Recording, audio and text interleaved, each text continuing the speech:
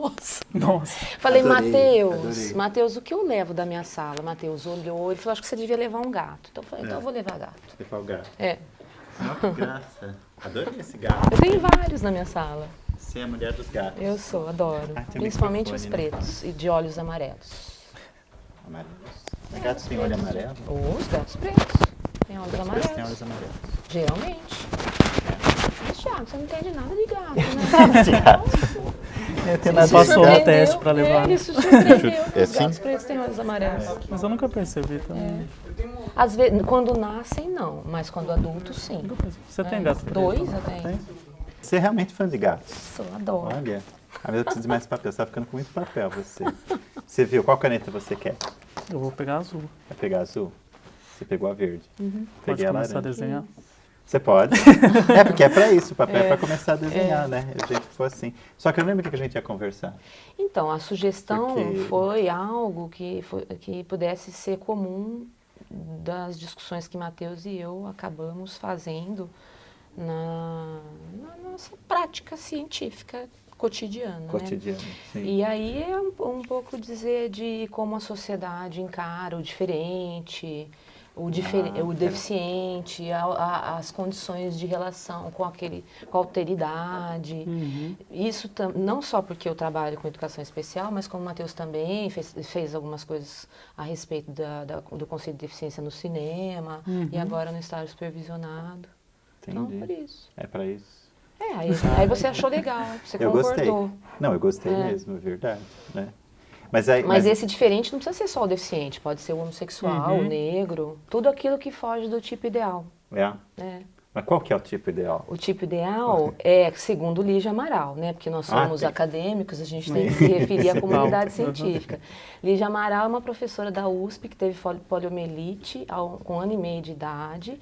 Hoje ela faleceu, mas ela faleceu de acidente de carro, não tem nada a ver com a polio, nem com nenhum tipo de doença. Ela sofreu um acidente de carro e faleceu. E como ela fala da condição de acadêmica e da condição de deficiente física, então ela fala de um duplo lugar. E ela dedicou a vida inteira dela a problematizar a deficiência significativamente, a deficiência significativa, né?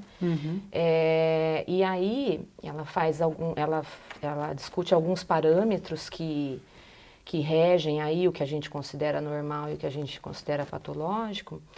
E ela diz que um dos parâmetros, que é o social, todos são socialmente construídos, mas o principal, e é que acaba se apropriando de qualquer outro parâmetro, que é o estatístico, o fisiológico, né, é o tipo ideal. Qual é o tipo ideal? Homem, branco, cristão, bem-sucedido, heterossexual. Então, quanto mais, assim como estatisticamente a gente diz, o homem normal tem 1,70 m.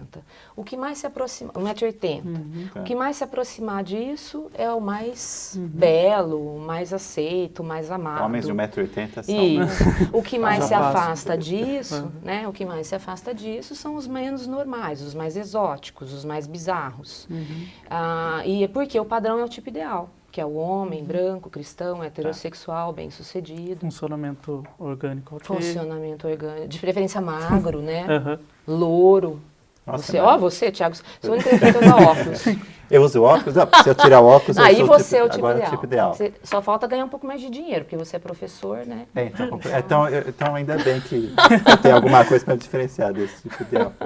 Como é que escreve o Lígia? Lígia, assim, Lígia, Assunção, o eu segundo acho. com Y. Esse com Y, né? É. Eu acho que eu Amaral. conheci pessoalmente a Lígia. Eu lembro de ter visto numa banca uma professora, eu acho que era justamente ela. Ela era maravilhosa, ela é minha grande inspiradora para ser militante na área da educação especial. Uma militante da área da educação especial. Entendi. Mas é assim, quer dizer, um tipo ideal, ele muda. É o europeu, Thiago, é o eurocêntrico. Não muda muito, pelo que ela disse. Tá. Mas então assim, tipo ideal é um modelo... De homem. De homem. E é homem, não é mulher? Isso mesmo. Tá. E esse modelo de homem é o mesmo Historicamente, ele foi se constituindo pelos dominantes, por quem domina o poder, o dinheiro, ele foi se estabelecendo historicamente, né? E há um outro modelo hoje de homem? O que vocês acham? Essa questão que o Thiago coloca, né, dos diferentes modelos de homem padrão, né? Sim. Acho que isso problematiza um pouco, até pensar aquilo que a gente estava conversando antes de entrar para cá. Será que numa comunidade indígena, por exemplo, o modelo padrão de homem que a gente tem é o mesmo modelo que a gente se pauta, né? E realmente eu não sei. Então, mas acontece que há uma cultura dominante, né? E até, já que você mencionou os indígenas, no trabalho da Jéssica, né, que a gente está estudando, porque a gente acaba que se debatendo com uma questão, né? Por que que o índio tem que se escolarizar, já que ele já tem uma cultura riquíssima e que ele aprende com isso? Ele tem que se escolarizar porque se ele não dominar o que os dominantes dominam, conforme diz o Saviani, ele é subjugado, ele é explorado, ele é violentado, ele é retirado da sua terra. Então, há um domínio de conhecimento, há um domínio de tipo físico e psicológico, e ele está ligado aos dominantes, está ligado a quem tem o poder, né? Poder está complicado. Então, entendendo assim, quer dizer, socialmente a gente vai construindo por uma relação de poder, porque fica claro que vocês colocam, quer dizer, que é uma cultura dominante que estabelece parâmetros que vão dizer este é o tipo ideal de humano. São parâmetros este é o humano que eu quero. Este é o humano que eu quero. Né? Fico até pensando naquela narrativa de que se eu pegar alguns quadros produzidos há algo como 3 ou 4 séculos, os retratos são de pessoas muito mais gordas do que o padrão de hoje. Isso né? mesmo, é verdade. Pensando como esse padrão o vai belo, ele vai né? se O que era o belo. Mas, de certa forma, se nesse for sentido pensar que esse você tava padrão, ele sempre está atendendo a uma determinada classe, né? A um determinado interesse, enfim. Porque, por exemplo, quando você tinha um padrão mais gordo, vamos dizer assim, ele atendia o interesse de uma classe dominante na época, né? Que dominava os outros e estipulava aquilo como um padrão a ser seguido, a tentar ser alcançado, enfim. E, de certa forma, quando a Glaucia ela fala desse padrão eurocêntrico hoje, é uma cultura que se busca ir nessa cultura ocidental, essa cultura burguesa dominante hoje, né? Com certeza. Mas, com certeza, né? Se a gente for falar em padrões de beleza, nós temos variações aí, né? Culturais significativas. E aí, como é que fica a pessoa que não... Porque, assim, quando a gente começa a pensar nesse tipo de ideal, começa a pensar assim, poxa, primeiro ele é quase uma ficção. Porque, né, assim, quem é a pessoa que assume exatamente o kit completo desse tipo de ideal? Quer dizer, então, de um lado a gente fica... todo mundo tentando atingir uma ficção, quem eu vou ser, eu quero ser isso. E não ficamos. E não ficamos. Quer dizer, isso é de uma violência brutal. Né? E aí eu fico pensando dois lados. De um lado, a pessoa que tenta acessar este tipo ideal e se vê como posso acessá-lo. Então, são, sei lá, modificações no corpo. Alisamento de cabelo, que agora está mudando um pouco, né? Os afrodescendentes, os africanos, eles estão... Eu acho que estão se colocando de maneira diferente atualmente, estão tendo mais espaço pelos próprios movimentos sociais, que agora estão querendo ser...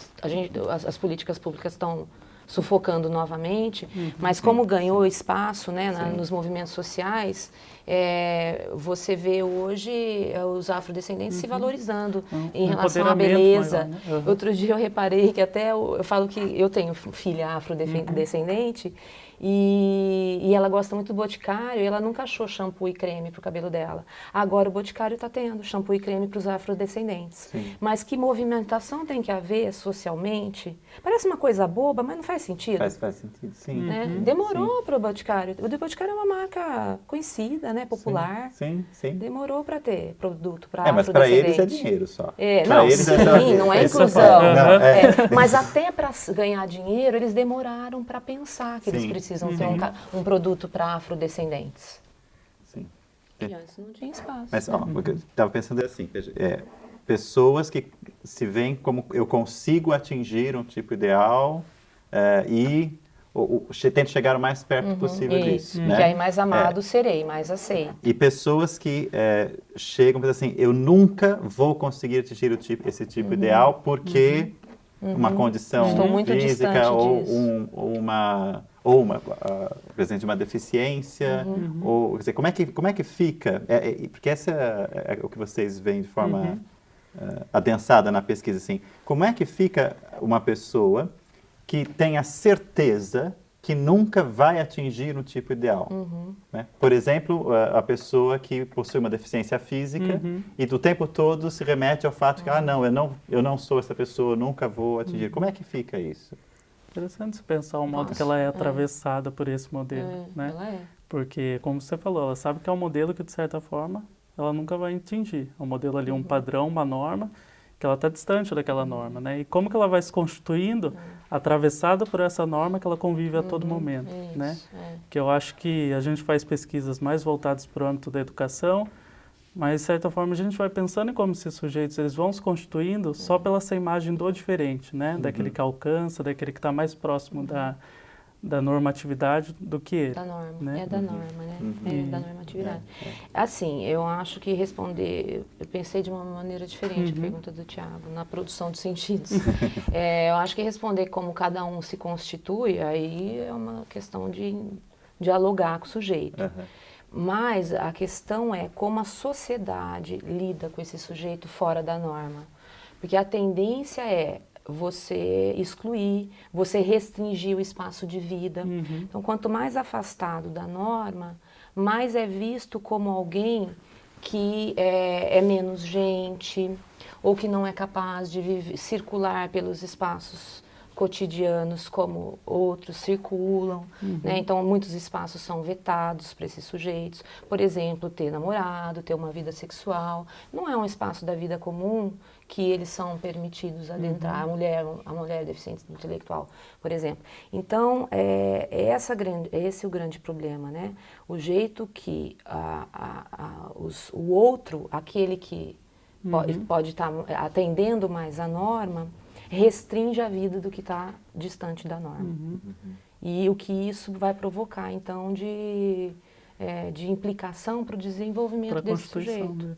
Você não olha para o ser e para as suas potencialidades. Você olha para o quanto ele não corresponde ao seu padrão de humanidade. Então, ele é menos humano, ele é menor.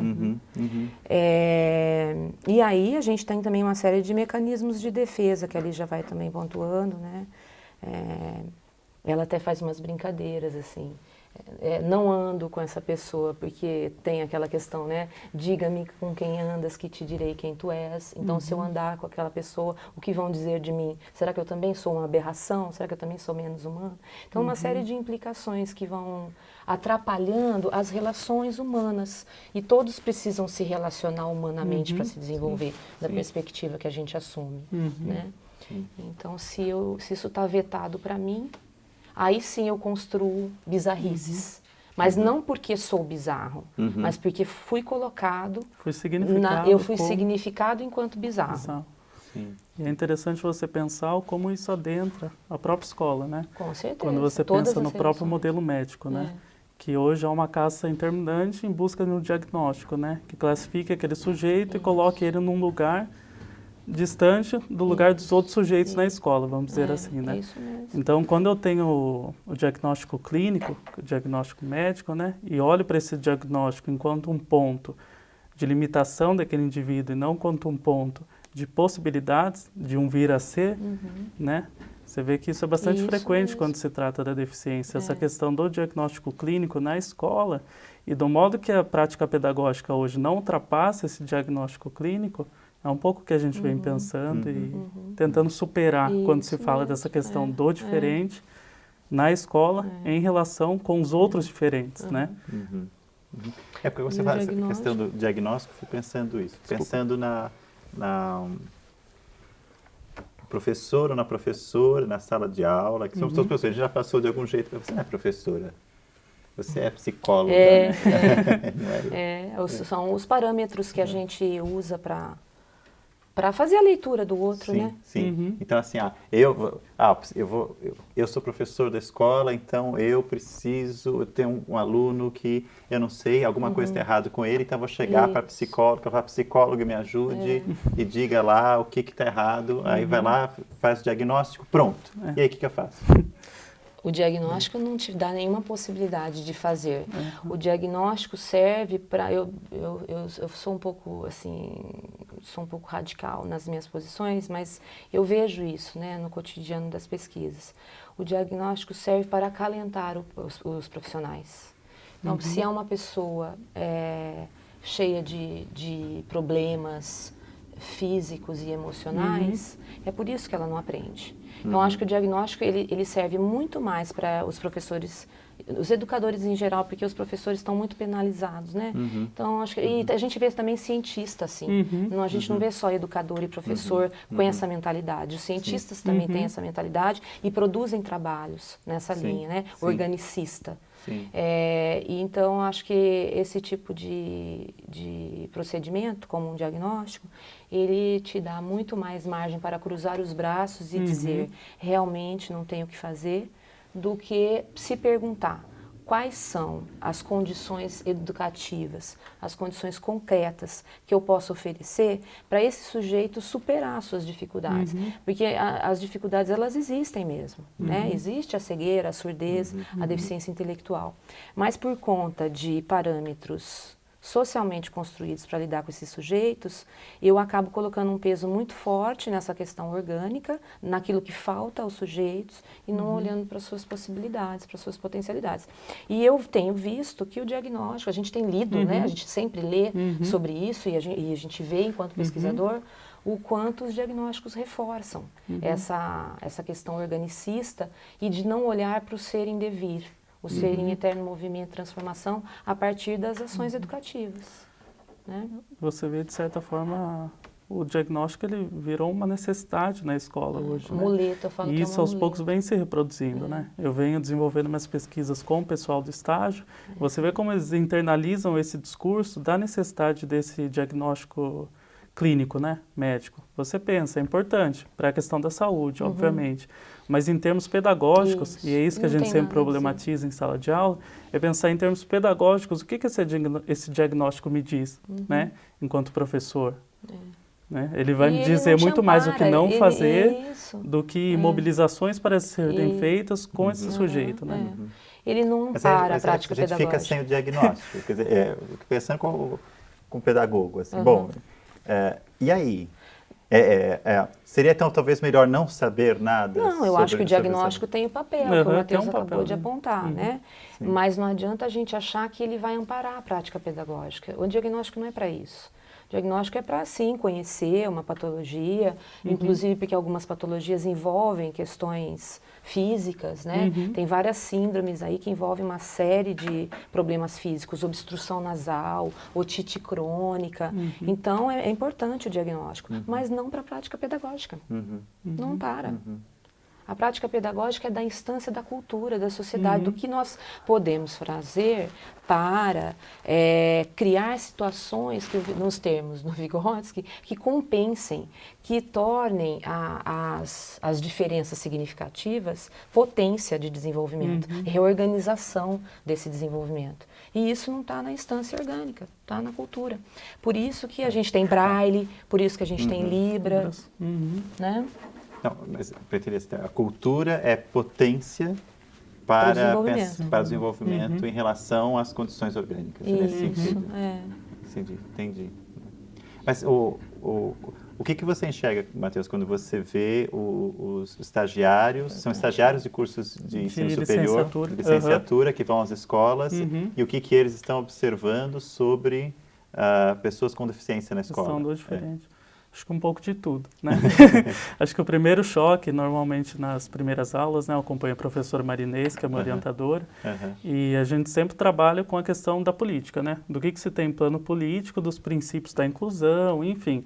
Aí você vê que lá na política há uma descrição de de coisas que deveriam ser efetivadas, principalmente hoje essa questão da transversalidade da educação especial, ou seja, a ideia de que a educação especial ela não é uma modalidade à parte da educação escolar, mas sim que ela deve perpassar todos os níveis de ensino, né, com práticas, com serviços, com atendimento educacional especializado. E esses alunos eles chegam na escola e muitas vezes eles veem a educação especial sendo mobilizada enquanto campo de segregação na própria instituição escolar, né? Então, por exemplo, o atendimento educacional especializado, ele deve ocorrer no contraturno, politicamente falando, nos princípios, né? Porque ele não pode ser substitutivo, ele tem que ser complementar ou suplementar à prática pedagógica. Mas, por questões macro, né? Questões de financiamento, questões aí... Às vezes os pais, eles não têm a possibilidade de levar esse aluno num contraturno na escola, esse atendimento ocorre no momento da aula, né? Então você segrega esse aluno da sala de aula comum, né? Que a gente chama, e leva ele para um atendimento segregado, que é um atendimento que hoje acontece de diferentes formas, né? A gente vê uma tendência às vezes para essa questão orgânica do atendimento, então mais atividades motoras e tudo mais, mas se perde esse princípio desse atendimento enquanto atendimento pedagógico. E isso eles trazem muito para a relação do estágio, né? E a gente tenta sempre pensar nisso, no papel da escola, enquanto esse papel pedagógico, né? Esse papel da cultura, e não esse papel do orgânico, de olhar para o defeito, de olhar para os limites, enfim. E de tentativa de consertar o defeito, né? Porque aí, ao invés, nesses espaços do AE que o Matheus está dizendo, ao invés de você compartilhar conhecimento científico, que é o papel da escola, você fica na tentativa de consertar a máquina. Então, você faz exercícios para concentração, visomotores, sendo que se eu estiver compartilhando conhecimento, isso está na esteira. Agora, se eu desmerecer o compartilhamento do conhecimento e centrar naquilo que falta aos sujeitos, sem apropriação de conhecimento, os sujeitos não se desenvolvem. E é esse olhar, né, organicista, esse olhar que de certa forma, fica repetindo a falta. Isso, é um círculo vicioso. Se eu ficar treinando o que ele tem de falta, de errado, magicamente um dia isso chega e se conserta. O que você está colocando Eu acho que talvez seja um pouco essa ideia, né? Mas, aí, né, Matheus, a gente não avança, né? Nós não conseguimos, parece que essas coisas que a gente estuda, pensa, publica, parece que não está chegando para os alunos de graduação, para os futuros professores. É tão difícil de transformar essas práticas. Por isso você fala dos futuros professores. Você fala assim, esses que estão fazendo estágio, eles saem diferentes desse processo? Quer dizer, o quanto eles se modificam, né, nesse processo? Então, é isso que eu estou tentando buscar, por enquanto. Não sei se eu vou encontrar agora, mas acho que é um projeto aí que eu levo adiante, não só para o mestrado, mas tentar pensar em como esse professor, que ele também se constitui simbolicamente na relação com o outro, ele vai se constituindo nessa situação de estágio, né? A partir daquele contato que ele tem com a escola, que às vezes é o primeiro ou não, né? Às vezes ele já é um professor, e que possibilidades de redirecionamento o estágio ele possibilita, né? Porque eu acho que o estágio hoje, sobretudo quando a gente olha as políticas de formação de professor, as políticas de formação inicial, ele é tido como a prática pela prática, né? Então, por exemplo, se o aluno ele já é professor da rede, enfim, se ele tem aulas atribuídas em escolas particulares, ele consegue tirar metade do estágio. Isso sobrepõe o quê? Que esse aluno, que o estágio não é um momento formativo, sobretudo teoricamente, né? Que a prática ela não é uma praxis, né? Ela é uma prática abstraída dessa teoria, né? E eu acho que o que a gente tenta trazer para o estágio é que eles olhem para essa realidade e reflitam nessa realidade a partir da teoria, né? Nessa praxis, nessa prática social, né? Então, o que a gente busca fazer? Um estágio que não seja um estágio fechado, né? A gente faz algumas leituras iniciais e tudo mais, mas a partir das demandas que eles vão trazendo do cotidiano da escola, a questão do diagnóstico foi muito forte esse semestre. A gente trouxe alguns textos, um deles é aquele da Ana, da Bianca, né?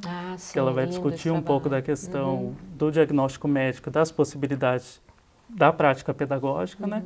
E é interessante fazer com que eles olhem a partir dessa teoria, né, da teoria, aquilo que eles estão vendo na escola. E você vê, de certa forma, um movimento, mesmo que tímido, no modo de olhar para essa realidade, né? Mas eu penso que é muito complexo, porque aqui a gente tem a Unimap, a gente tem essa possibilidade de fazer isso, a gente tem uma flexibilidade nesse currículo, mas a gente sabe que hoje a formação de professores, e pelo número grande de EAD, por exemplo, não tem essa mesma flexibilidade, não tem essa relação com o outro diretamente, esse espaço do diálogo, isso perde muito, né? Para problematizar a prática tem um cotidiana. tipo ideal de currículo, né? Mais ou menos assim, que você tem que seguir. Você não consegue fazer do espaço da licenciatura como um espaço formativo em função do que você está encontrando ali. Quer dizer, tem que seguir... É um espaço normalmente fragmentado, né? Que é um espaço que você tem as disciplinas teóricas, as teórico-práticas e as práticas, né? Cria essa cisão entre a prática e a teoria, como se a teoria ela não tivesse sempre voltado para uma prática, né?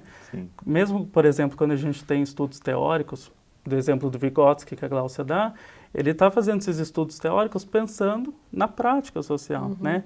Então não tem como você desvincular essa teoria da prática, que é o que é feito nos cursos de formação de professores normalmente, né? Daí se reproduz aquele discurso, né? Na prática é bonito, na teoria é bonito, mas na prática, né? Como se estivesse separado. Como se fosse possível a gente fazer uma leitura da prática desprendida da teoria. Da teoria. Senão não é leitura, você não está lendo. Você precisa de algum óculos para conseguir enxergar. Por isso que é bom estar de óculos. Né? Ajuda, um apoio maior. É um apoio maior, com certeza. Com certeza. Uma coisa que é muito bacana que eu conheço, eu estou riscando o seu papel, Por porque favor. você não riscou o seu papel. Eu papel. não vou riscar meu papel. Por que você não risca o seu papel? Não estou com vontade de ser Você é contra riscar papéis? Por quê? Isso é contra o tipo ideal desta mesa. Essa é uma mesa das pessoas riscam os papéis. Porque eu sou assim, eu sou revolucionária, entendeu? Entendi. Então, falou que eu tenho que riscar o papel, eu não vou riscar o papel. Eu entendi, tá certo. Não, eu queria lembrar porque eu conheço o trabalho do que você fez do cinema. Né? Quer dizer, a representação... Da pessoa com deficiência no cinema. Representação da pessoa com deficiência no cinema. E acho que a gente podia caminhar para aí para voltar e tentar concluir na ideia do diferente e como significa, como que é olhar para um filme. Eu fiquei pensando, até porque, inclusive... tem que confessar que eu vi os filmes depois do trabalho dele. É muito bom o trabalho do Matheus. Muito bacana. Mas um pouco assim, quer dizer, a pessoa assiste o filme e aí ela olha e fala assim, não, isso não é nada, ou isso é uma caricatura. Quer dizer assim, se o filme está representando a pessoa com deficiência de forma caricata, de forma negativa, de forma como um menos humano, de certa forma as pessoas vão continuando, a partir da linguagem do cinema, a manter as coisas como estão. Padrões. Reproduzir, né? E aí os filmes que mostram a pessoa com deficiência num lugar, não em função da sua deficiência, quer dizer, num lugar cotidiano, cultural, humano, das nossas práticas cotidianas, isso poderia impactar de algum jeito. Fiquei pensando nessas questões, porque de fato eu adorei seu trabalho, por isso que eu queria que você contasse um pouco sobre como é que aparece, como é que essas representações dizem da nossa sociedade, como é que elas projetam, quer dizer, um olhar, né? Um outro olhar. Acho que o projeto do cinema eu fiz na iniciação científica, né? É um projeto que foi desenvolvido em 2 anos, né? Com a professora Maria Inês orientando.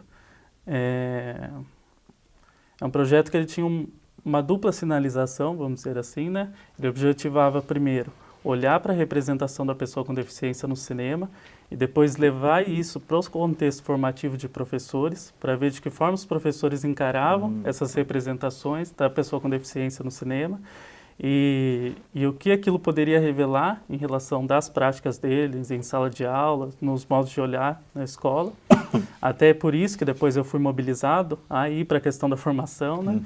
Mas tomando a questão do cinema, como você perguntou, acho que a gente tem que pensar como que as pessoas elas vão se apropriando dessa realidade hoje, né? Na cultura que a gente tem hoje, né? A gente falou aí da teoria, então, de certa forma, a gente sempre tem uma lente que vai direcionar o nosso olhar para o real, né? É uma lente simbólica, que a gente vai constituindo a partir das nossas vivências, enfim, que sempre é ideológica, né? E hoje, né, pela sociedade que a gente vive, a gente vê que as grandes massas, né, os grandes veículos de informação, de comunicação, de massa, eles influenciam e muito naqueles conceitos, naquelas ideias que a gente vai se apropriando e vai lidando com o outro a partir dessa ideia, né? Então, por exemplo, a gente pode nunca ter tido uma relação direta com alguém com deficiência, mas de certa forma a gente já carrega um conceito sobre essa pessoa a partir de vivências, né? Seja pela cultura de massa, seja, enfim, pela fala do outro, enfim. A gente sempre olha por esse prisma, né? Sim. E o cinema hoje é uma cultura de massa muito grande, assim como a televisão. Acho que o audiovisual hoje ele tem um peso grande para a elaboração de conceitos que as pessoas fazem sobre as coisas, né? Até no modo de lidar com esse real. E quando você olha para o cinema e vê que a representação da pessoa com deficiência ela sempre esteve ligada a aspectos do real, né? Da história, e que ao mesmo tempo que ela trazia esses aspectos do real, ela influenciava esse real também nas formas de olhar e lidar com essas pessoas. Então a gente... a coisa se retroalimenta, né? Essa relação recíproca, né? Com a realidade objetiva. E quando a gente vai para o cinema, a gente vai vendo que essas representações elas vão se modificando a partir do próprio movimento das pessoas com deficiência, enfim, dos modos que elas são encaradas socialmente. Então, ali no início do século XX, por exemplo, a gente tinha as representações, os freak shows, né? Que eram aquela ideia de colocar o diferente encontra um monstro, a monstruosidade, né? Que tinham aqueles circos de horrores, que haviam vários, principalmente nos Estados Unidos, né? E a partir do momento que aquilo começa a ser proibido e tudo mais, essas representações elas vão sumindo, mas ao mesmo tempo elas vão trazendo essa ideia de monstruosidade com deficiência que não desaparece, que até hoje, de certa forma, você vê essa noção voltando, né? Você vê, por exemplo, eu estava vendo uma entrevista na TV, a mulher falou que não sabia por quê, mas ela tinha medo de anões, né? E você pensa, esse modelo do freak shows, que haviam vários anões e eram colocados enquanto monstruosidades, o quanto essa memória, essa linguagem, ela vai carregando, ela não some, né? Ela vai aparecendo e tudo mais. E depois, mais para frente, você vê uma representação da pessoa com deficiência enquanto um herói, né? Porque a gente pensa na Segunda Guerra Mundial, os soldados americanos que foram para a guerra, normalmente alguns voltaram com deficiência física, né? Alguns cegos, enfim, por consequências da própria guerra. E que, de certa forma, eles deveriam ser exaltados enquanto heróis da nação. Então, você dá um outro papel para essa pessoa no cinema, você coloca ela numa outra posição que reflete esse ideal, né? A condição social, a condição social. E hoje, mais recentemente, né, que eu fiz um levantamento para olhar sobretudo os filmes atuais, a gente vê que a ideia do drama na deficiência ela é muito forte, né? E que, de certa forma, é algo que alimenta nossas relações, né? É sempre o coitadinho, né? Algo que eu vejo muito no estágio e que eu acho interessante, e eu falo para a Maria Inês, né, para a minha orientadora, de tentar combater essa visão é muito difícil, porque se pensa na educação da pessoa com deficiência enquanto aquilo por amor, né? Aquele profissional que educa a pessoa com deficiência é por amor, né? Pelo coitadinho, porque ele está fazendo um bom ato, né? Que é uma pessoa excluída, então tem que ter a caridade, enfim. E você vai vendo como essas imagens elas vão se reproduzindo na realidade, como a realidade ela vai alimentando essas imagens, né? E acho que por muito tempo no cinema, a pessoa com deficiência, ela sempre foi vista pelo olhar do outro, né? Foi sempre o outro falando de um lugar, desse outro que ele considerava qualquer outra coisa que ele colocava ali na tela. E hoje você vê um movimento dessas pessoas, elas trazendo a voz delas para o cinema, né? Então a gente tem um festival grande em São Paulo, ele passa por São Paulo, Brasília, Rio de Janeiro, que ele chama Assim Vivemos, que ele busca justamente mostrar isso, essa produção cinematográfica do olhar da pessoa com deficiência, né? Do como ela se enxerga, do como que ela se vê, do como ela se constitui nessa sociedade que tem um padrão de normatização, né? Ou como que ela vai se constituindo nessas relações. É muito interessante. E esse movimento de como o deficiente é retratado no cinema, ele é historicamente dado, historicamente datado. Então, todo o conhecimento que vai sendo produzido na área, os direitos sociais que vão sendo conquistados pelos movimentos sociais dos próprios deficientes, vão mudando o lugar deles na sociedade. E o cinema vai acompanhando isso, né? Então, hoje eles não são mais monstros, eles são lá como é o nome daquele último filme? o extraordinário. Hoje eles podem ser extraordinários. Né? Sim, eu não vi o filme ainda, mas o nome me chamou muito essa atenção. Sim, então, se a gente vai olhar a linha do tempo da deficiência na história, na época medieval eles eram queimados, torturados, porque eles eram possuídos pelo demônio, né? E aí o conhecimento vai se produzindo sobre essas pessoas e os contextos sociais também vão se complexificando, as exigências nos postos de trabalho vão aumentando, os postos de trabalho vão aumentando, né? A sociedade vai acompanhando isso e o deficiente vai mudando de lugar, né? E hoje ele é visto... ele também é visto como alguém que pode ser eficiente e produtivo. Sim, claro. E aí o cinema vai acompanhar. Né? Gente, olha, sabe que quando eu não trouxe meu relógio. Então, como eu trouxe meu relógio, eu falei assim, agora, como é que eu controlo o tempo da atividade? Então, como eu até falei na gravação anterior, né? Aqui é tudo assim, você faz uma gravação junto com a outra, o programa fica 2 semanas, sei lá, de um para o outro, mas a gravação aconteceu no mesmo dia, né? Eu falei, eu trouxe meu celular está dizendo que o tempo está acabando. A gente sabia que seria rápido, mas foi muito bom, foi divertido. Foi divertido? Adorei. Mas eu quero acho que é importante falar dessas coisas. Gata. É uma gata ou é um gato? E agora? Você conhece bem gatos? Eu acho que ele é um gato. É um gato? Não sei, acho que ele tem cara de gato. Ele fica na sua mesa. Você tem uma mesa de gatos? Eu tenho vários gatos desse lá, de vários formatos e tamanhos. Entendi. E na sua casa tem gatos de verdade? Tenho 5 gatos de verdade, todos da rua, porque eu sou contra compra de animais. Tem vários andando aí pelas ruas. Aliás, temos problemas com gatos aqui. Mas eu tenho bastante lá em casa. Mas porque eles aparecem para mim, eu também não retiro da rua. Eles aparecem em casa e aí ficam. Porque eu não devolvo para a rua. Entendi. E esse objeto, o que é? Esse é uma pessoa? João Pessoa. É um marcador de livros, né? Na realidade, ele não é meu, ele tá com nossa. Ele esqueceu o objeto. Eu falei para ele trazer, você esqueceu. Você esqueceu. Mas não quer dizer que eu não tenho. Eu tenho outros também do Fernando Pessoa, que é um escritor, um poeta que eu gosto bastante. Acho que vem isso da minha própria formação mesmo, né? Em letras português. E essa própria relação da literatura, né? Pensando enquanto condição de constituição e a partir de um prisma que eu posso olhar essa realidade pelo binóculo do outro, pelo óculos do outro, né? Acho que essa possibilidade de estar no lugar do outro e tentar entender o outro também é muito interessante. Então, para mim, a literatura ela é muito cara. Com certeza. Gosto muito. Eles falam por nós. Quando a gente lê algumas coisas que eles escrevem, parece que eles estão falando para a gente. É verdade.